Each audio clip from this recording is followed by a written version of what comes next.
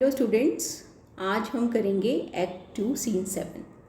तो इससे पहले हम देखते हैं कि जो हमारा सेकेंडरी प्लॉट है जेसिका और लॉरेंजो का, वो अभी ख़त्म है। इस सीन में हम वापस मेन प्लॉट में आ जाते हैं। बेलमेंट में पोर्शिया और प्रिंस ऑफ मोरक्को वहाँ आ चुके हैं, जैसा कि हमने पहले देखा। और इस सीन में प्रिंस ऑफ मोरक्को जो लॉटरी है कैस्केट्स की, 3 कैस्केट्स हैं, गोल्ड की, सिल्वर की और लेड की, उसको ट्राई करने के लिए बिल्कुल तैयार हैं। तो 3 सूटर्स हैं जो आएंगे। पहले प्रिंस ऑफ मोरक्को, जो कि हम इस सीन में पढ़ेंगे, फिर प्रिंस ऑफ एरागन और तीसरे हैं बेसेनियो। तो तीनों ही लवर्स जब लॉटरी को डिसाइड करते हैं तो वो सॉलिलोकी का यूज़ करते हैं, मन ही मन में बात करते हैं, कुछ ना कुछ कहते हैं। और यहाँ पर हम सीन को करते हुए सीन 7 देखो girls. Belmont, a room in Portia's house. Trumpets play. Portia enters with Prince of Morocco and both their entourages. तो पोर्शिया और मोरक्को दोनों आ रहे हैं, उनके साथ उनके जो बहुत सारा काफिला वो आया है। Portia to servant, go open the curtains and present different boxes to the prince. जाओ कर्टेन्स खोलो, जितने प्रेजेंट मीन्स दिखाना। Go draw aside the curtains and discover the several caskets to the noble prince. तो जो पर्दों को हटा दो और डिस्कवर, रिवील, दिखाओ, सेवरल डिफरेंट टाइप के जो कैस्केट्स हैं, बॉक्सेस हैं, नोबल प्रिंस को दिखाओ। Now make your choice. अब वो कहती है प्रिंस ऑफ मोरक्को को, अपनी चॉइस करो। Morocco, the first of gold who this inscription bears. पहला जो बॉक्स है वो गोल्ड का बना हुआ है, जिसपे ये इंस्क्रिप्शन लिखी हुई है। बेयर का मतलब धारण करना। इंस्क्रिप्शन क्या होता है? शिलालेख। किसी चीज़ को अंकित कर देते हैं, जैसे पत्थर पे हम जोर से खोद कर लिखते हैं, तो उस चीज़ को अंकित करना। तो उस पर लिखा हुआ है, who chooseth me shall gain what many men desire. जो मेरा चुनाव करेगा उसको वो मिलेगा जो कई लोगों को चाहत है। हु चूजथ मी, जो मेरा चुनाव करेगा, शैल गेन, उसको मिलेगा, वट मैनी मैन डिज़ायर, जो काफ़ी लोगों को या पुरुषों को जिसकी इच्छा है।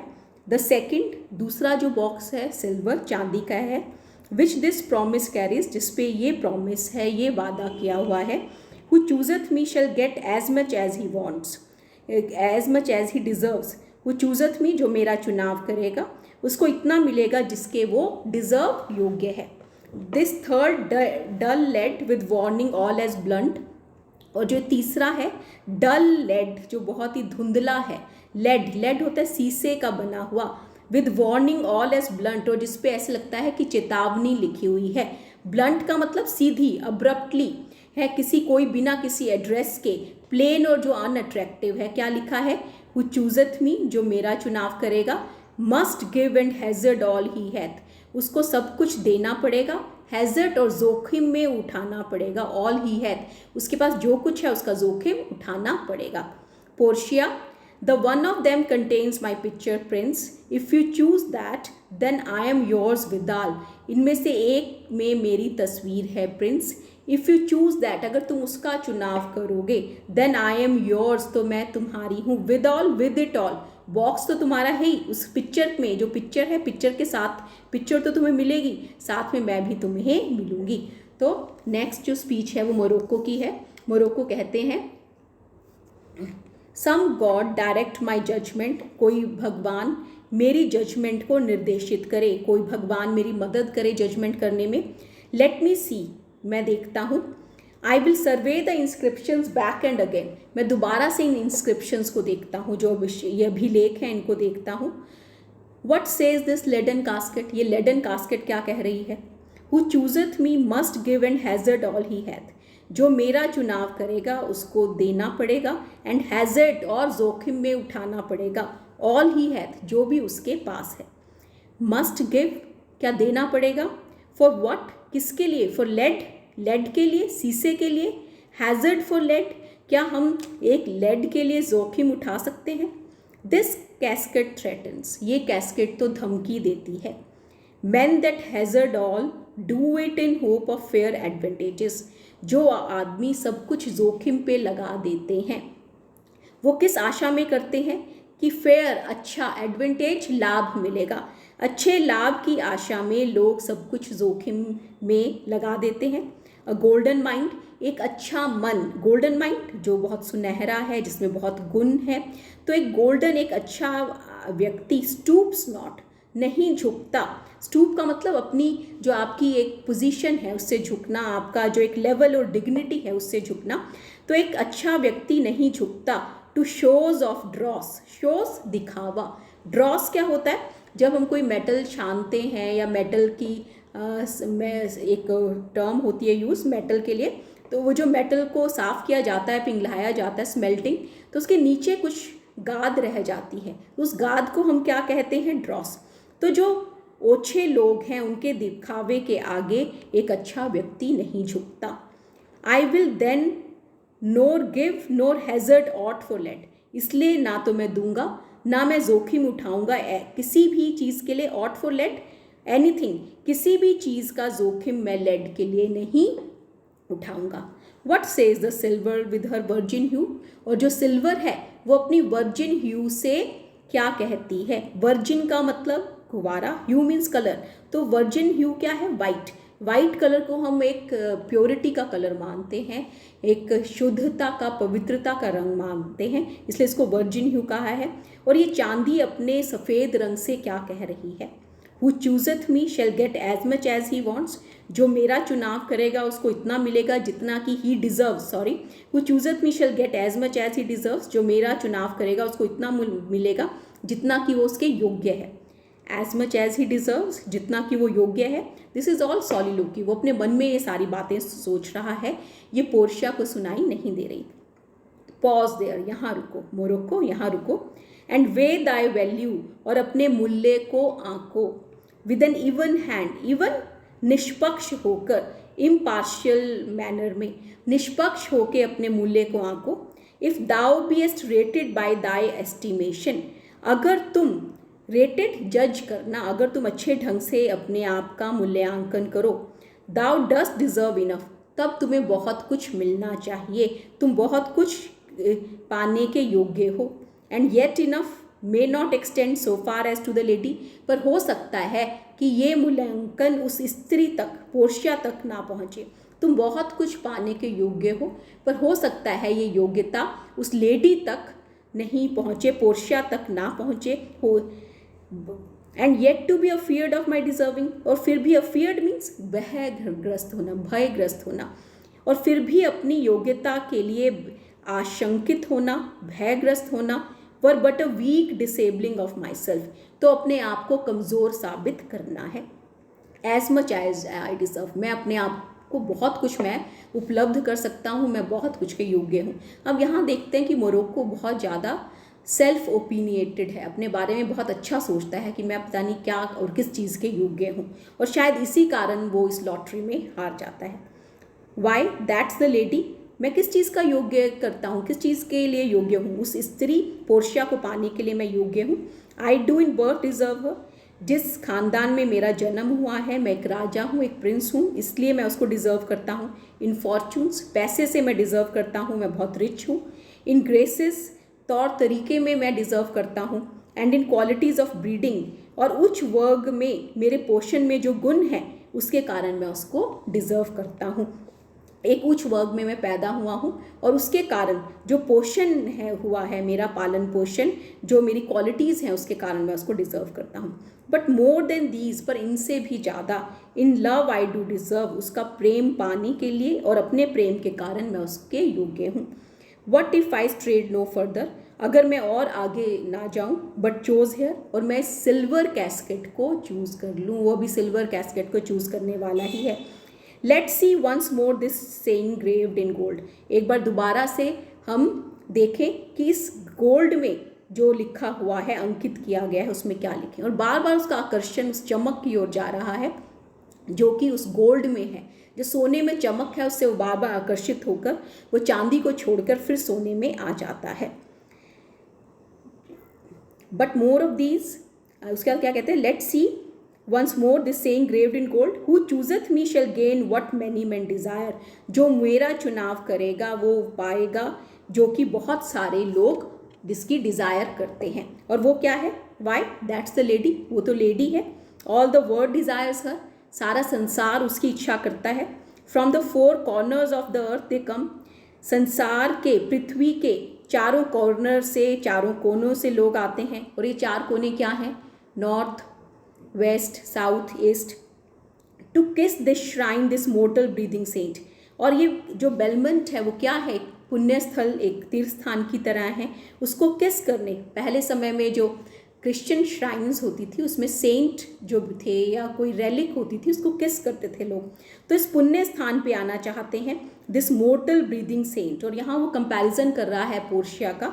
मोर्टल मीन्स जिसकी डेथ होगी, ब्रीदिंग मीन्स सांस लेते हुए। एक जीवंत संत को प्रेम करने के लिए लोग दूर दूर से आ रहे हैं। The Hyrcanian deserts and the vasty wilds of wide Arabia are as thoroughfares now.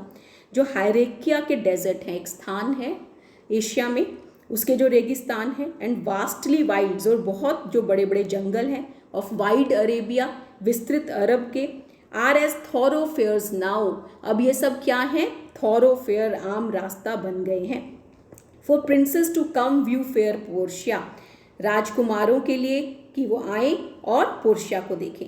The watery kingdom, जो बहुत बड़ा महासागर है, महासागर का जो साम्राज्य है, whose ambitious head spits in the face of heaven, जिसका महत्वाकांक्षी सिर जो स्वर्ग है उसके चेहरे पर भी थूक देता है। जब बड़े बड़े तूफान आते हैं तो ऐसे लगता है कि जो पानी है वो आकाश को छू जाएगा। इज नो बार, वो भी नहीं रोक सकता।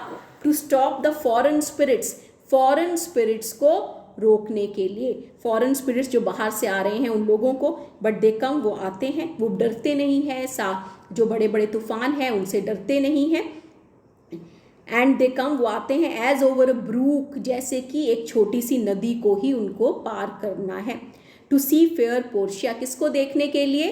फेयर पोर्शिया को, सुंदर पोर्शिया को देखने के लिए। One of these 3 contains her heavenly picture, इनमें से एक में उसकी स्वर्ग जैसी सुंदर तस्वीर है। Is it like that lead contains her, क्या ऐसा हो सकता है कि लेड के अंदर उसकी तस्वीर हो? It were damnation to think so base a thought, ये बहुत बड़ा डैमिनेशन, नरक में वास करने जैसा होगा, इतना ओछा विचार सोचना। It were too gross to rib her cerecloth in the obscure grave, ये बहुत ही अश्लील और सुंदर नहीं प्रतीत होगा। टू रिब का मतलब बंद करना, एनक्लोज करना। सियर क्लोथ होता है कफन, जो कि हम किसी लाश पे डालते हैं। तो ये मोम से जो वैक्स है उससे, ये हल्का सा वैक्स की एक परत उस पर चढ़ाई जाती है जिससे कि पानी ना घुसे। तो जो to rib her cerecloth in the obscure grave, ये सोचना कि उसकी मृत्यु के बाद उसको किसी ऐसी कब्र में रखा जाए, ऑब्सक्योर जो जिसके बारे में किसी को पता ना होगा, तो ये बहुत ही अश्लील विचार होगा। और shall I think in silver she is immured, या मैं ये सोचूं कि जो सिल्वर है उसके अंदर शी इज इम्योर्ड, इम्प्रिजेंड, वो कैद है, चारों दीवारों में है। Being 10 times under value to tried gold, जो कि 10 गुना सोने से सस्ता है। ओ सिंफुल थॉट, ये सोचना भी पाप से भरा हुआ है। Never so rich a gem, कोई भी इतना महंगा जो जेम है, रत्न है, वो सेट इन वर्स देन गोल्ड, उसको गोल्ड से ज़्यादा बुरे मेटल में नहीं लगा सकते। पोर्शिया इतनी अच्छी रत्न की तरह है कि गोल्ड की भी उसके आगे बिल्कुल फीका है, गोल्ड से नीचे सोचना तो बहुत ही बुरा है।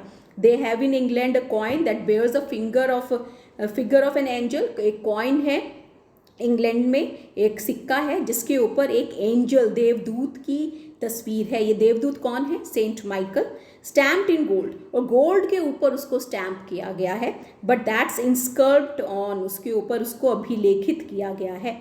But here an angel in a golden bed, यहाँ तो एक देवदूत, एक जो एंजल है उसको गोल्डन बेड के अंदर रखा गया है। लाइज ऑल विद इन, उसके चारों ओर गोल्ड है।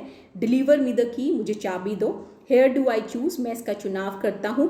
एंड थ्राइव आई एज मी, और इसको करूँ तो मैं और भी ज़्यादा समृद्ध हो जाऊँ। तो जो पोर्शिया है वो कहती है there take it prince, and if my form like there then I am yours, तुम इस चाबी को लो, अगर मैं तुम्हें इसमें मिलूँ तो मैं तुम्हारी हूँ। तो he unlocks the golden casket, वो गोल्डन कैस्केट को खोलता है Morocco. O hell what have we here, हमें यहाँ पर क्या है? अ कैरियन डेथ, एक सड़ा हुआ डेथ स्कल, एक जो होता है ना चेहरा, आपने देखा जिसमें हड्डियाँ होती हैं, डराने के लिए लगाया जाता है। तो यहाँ तो एक सड़ा हुआ डेथ है, स्कल है, within whose empty eye there is a written scroll, जिसकी खाली आंखों में एक लिखा हुआ कागज पड़ा है। I will read the writing, मैं देखता हूँ क्या लिखा है। All that glitters is not gold, जो कुछ भी चमकता है वो सोना नहीं होता। Often you have heard that told, बहुत बार तुमने ये सुना होगा। Many a man his life hath sold but my outside to behold, बहुत सारे लोगों ने अपना जीवन बेच दिया मेरा सिर्फ बाहरी आकर्षण को देखने के लिए, बिहोल्ड देखने के लिए। Gilded tombs do worm and folds, बहुत बड़े बड़े मकबरे जो सोने की जिस पे परत चढ़ी हुई है उसके अंदर सिर्फ कीड़े मकोड़े ही होते हैं, क्योंकि व्यक्ति या किसी की कब्र होती है, लाश सड़ जाती है तो उसमें सिर्फ कीड़े ही मकोड़े होते हैं। Have you been as wise as bold, जितने तुम बोल्ड हो, बहादुर हो, अगर उतने बुद्धिमान होते। Young and lives in judgment old, अब जितने तुम युवा हो अगर उतना ही तुम्हारी जजमेंट ने सोचने की शक्ति अच्छी होती। Your answer had not been inscrolled, तो तुम्हें अपना जवाब एक कागज़ पर नहीं मिलता। Fare you well, your suit is cold, तुम्हारा प्रणय निवेदन ठंडा हो गया है।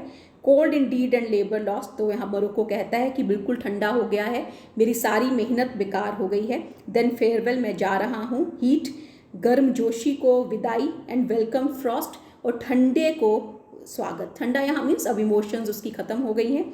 Portia adieu, farewell, I have too grieved heart to take a tedious leave and thus losers part, मेरा दिल इतना दुखी है कि मैं अब धीरे से तुमसे कोई विदाई नहीं लूँगा और ऐसे ही हारने वालों को जाना चाहिए। एग्जिट विद हिज ट्रेन, वो चला जाता है। पोर्शिया, जेंटल रिडेंस, बहुत अच्छा हुआ, अच्छे ढंग से वो चला गया। रिडेंस मीन्स जिससे छुटकारा मिल गया।